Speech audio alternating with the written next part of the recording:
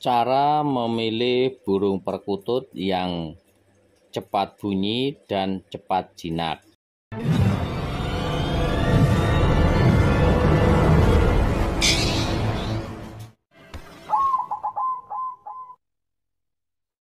Assalamualaikum warahmatullahi wabarakatuh. Baik, selamat datang dan selamat berjumpa kembali di Wandi Cukreng yang selalu mengajak sinau bareng. Dan untuk kesempatan kali ini Wandi Cukreng membahas tentang cara memilih burung perkutut yang cepat bunyi dan sekaligus bisa cepat jinak. Itu dari Om Yokan. Nah, jadi kalau untuk kawan-kawan yang mau memilih burung perkutut di Om Yokan, itu yang perkututnya itu semudah bunyi atau cepat jinaknya atau gampang jinak. Nah, itu ada beberapa yang harus diperhatikan. Nah, terutama itu yang pertama. Nah, kawan-kawan kalau memilih burung perkutut di Om Yokan, itu pilihlah kalau ada yang masih muda. Nah, masih muda atau kalau ada yang masih bulu piyik. Nah, kalau enggak yang terlihat masih muda, itu biasanya cepat bunyi dan cepat jinak. Itu juga berdasarkan dari pengalaman juga, dan untuk pengalaman kawan-kawan yang lain yang sempat berbagi pengalaman itu rata-rata seperti itu. Dan Wandi Cukreng pun juga sudah beberapa kali mengombok kebanyakannya yang cepat bunyi dan cepat jinak itu, atau yang gampang jinak itu yang dari masih muda. Syukur-syukur kawan-kawan ada yang punya atau dapat dari masih lolohan. Nah, itu kalau dirawat dengan teliti atau dengan telaten atau dengan konsisten dengan interaksinya atau sering interaksi, itu biasanya dengan hasil maksimal atau dengan hasil yang memuaskan. Nah, itu yang pertama, itu yang masih muda. Dan yang berikutnya itu yang kedua, itu carilah burung perkutut yang dari ternak. Nah, itu kebanyakan yang dari ternak itu yang masih muda itu cepat jinak atau cepat manggungnya daripada yang dari lokal alam, yang dari jaringan. Nah, walaupun yang dari jaringan atau di lokal alam pun ada yang cepat bunyi atau yang cepat atau gampang jinak, itu juga ada. Tapi untuk perbandingan itu lebih banyak yang dari ternak. Nah, itu ada yang lokal alam yang dari ternak atau bisa ada bisa lokal alam atau ekolokal alam, yang lokal ternak dan bisa crossing dan bisa bangkok, itu kebanyakannya cepat bunyinya.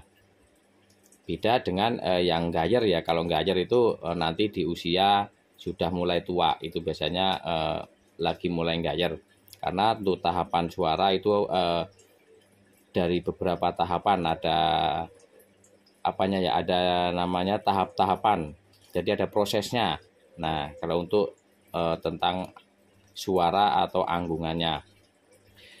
Terus yang untuk berikutnya itu carilah burung yang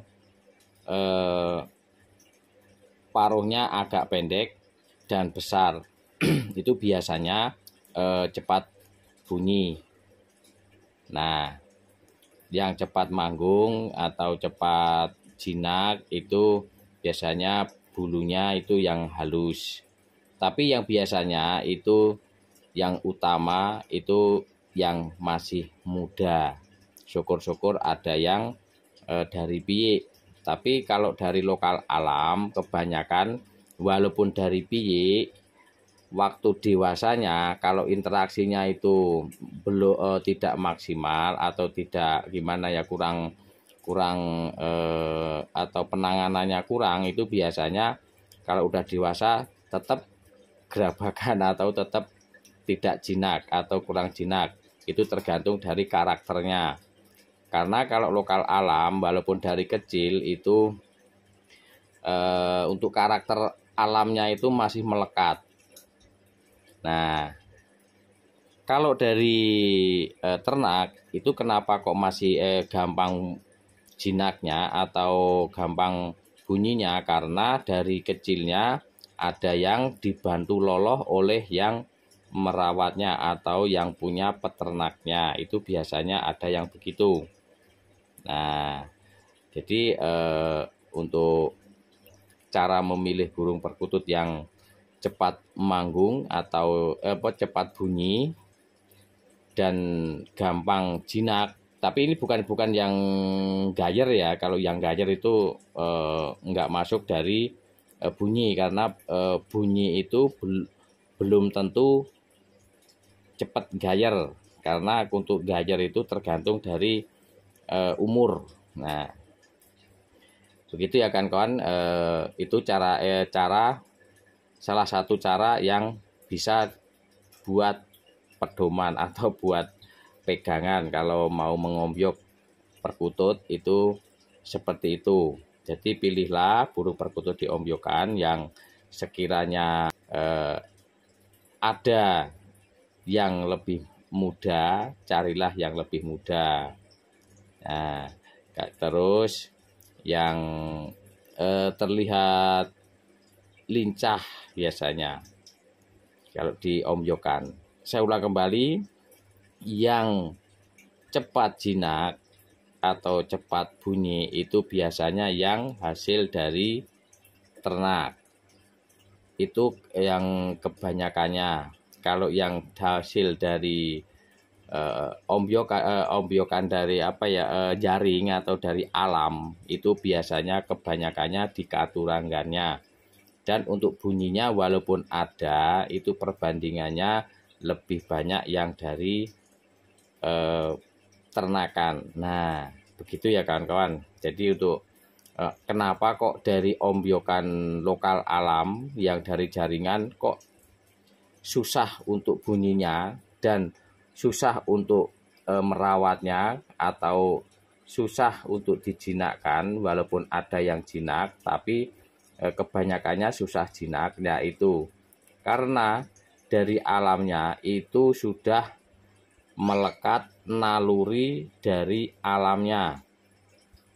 Nah, tapi ada juga yang pelihara dari anakan atau dari sarang yang bisa jinak, itu ada.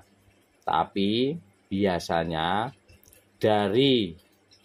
ibaratkan dari 10 burung dari alam atau yang dari anakan, dari 10 burung itu biasanya yang bisa jinak atau yang gampang manggung itu di antara 3 atau 4. Nah, yang lain biasanya masih agak giras. Nah, ini kurang lebihnya begitu ya kawan-kawan ya. Itu kenapa burung perkutut yang dari alam itu tidak cepat jinak atau cepat bunyi daripada yang dari ternakan. Nah, begitu. Baik kan, mudah-mudahan bermanfaat. Untuk tips sedikit, ini juga berdasarkan dari pengalaman dan dari sumber-sumber dari teman-teman yang berbagi pengalaman, kebanyakannya begitu. Baik kan kawan, mudah-mudahan ini bermanfaat. Kalau ada yang mau bersaran, kritik atau berpengalaman lain, silahkan tulis di kolom komentar. Barangkali ada kawan-kawan yang punya pengalaman di luar dari yang saya sampaikan, boleh berbagi di kolom komentar. Nanti biar kawan-kawan yang lain biar tahu atau menambah pengetahuan dari pengalaman kawan-kawan semua. Di sini kita belajar bersama, jadi saling sharing tentang burung perkutut. Baik kan, mudah-mudahan bermanfaat. Kalau ada kata-kata kurang berkenan di hati saya mohon maaf. Kalau ada yang mau bersaran kritik silahkan tulis di kolom komentar, dan untuk koreksinya silahkan tulis di kolom komentar. Dan saya akhiri, assalamualaikum warahmatullahi wabarakatuh.